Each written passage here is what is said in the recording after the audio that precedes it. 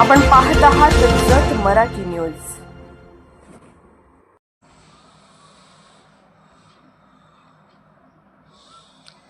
किडेबिसरीतील बौद्ध बांधवांचा अन्यायाविरोधात एल्गार। गावठाण रस्ता, पाणी व घरकुलांच्या प्रश्नावर तहसीलदारांकडे धाव।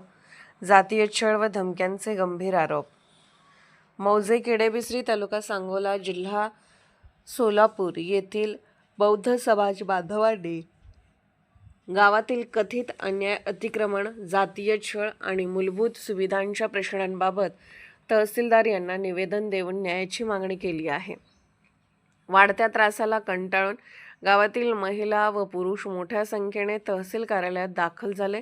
निवेदनात नमूद केल्यानुसार किडेबिसरी गावातील बौद्ध बांधव अत्यंत बिकट परिस्थितीत जीवन जगत असून गावातील गावठाणाची जागा अपुरी आहे। गावठाणालगतच्या जागांवर काही शेतकऱ्यांनी कथितपणे अतिक्रमण केल्याचा आरोप करण्यात आला आहे। तसेच गावातील पूर्वीचा सार्वजनिक रस्ता JCBच्या साहाय्याने बुजवून टाकल्याने नागरिकांची मोठी गैरसोय होत असल्याचे निवेदनात म्हटले आहे। बौद्ध बांधवांना शौचालय बांधण्यास विरोध केला जात असल्याचा आरोपही करण्यात आला आहे। घरासमोरील सांडपाण्याचा निचरा होत नसल्याने आरोग्याचा गंभीर प्रश्न निर्माण झाला आहे। याशिवाय पूर्वी गावठाणातील जागा विक्री करून आता ती जागा परत देण्यास नकार दिला जात असल्याचा आरोपही निवेदनात करण्यात आलाय।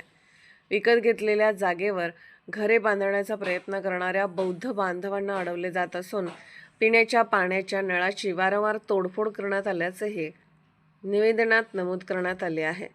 काही व्यक्तींकडून जातीवाचक शिवीगाळ, जीवे मारण्याच्या धमक्या तसेच घरे पाडून टाकण्याची भाषा केली जात असल्याचा गंभीर आरोप बौद्ध समाज बांधवांनी केला आहे।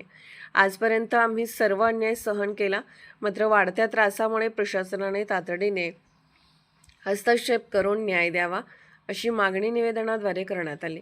यावेळी पंचशील अभियानाचे समन्वयक ॲडव्होकेट सुनील जगधने, गावचे माजी उपसरपंच विकास साबळे तसेच किडेबिसरी येथील बौद्ध समाजातील महिला पुरुष मोठ्या संख्येने उपस्थित होते। प्रशासनाकडून चौकशीची मागणी।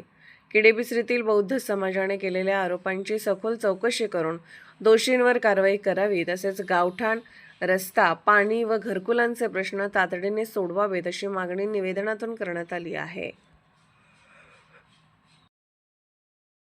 जत मराठी न्यूज चॅनलला लाईक करा, शेअर करा आणि सबस्क्राईब करा।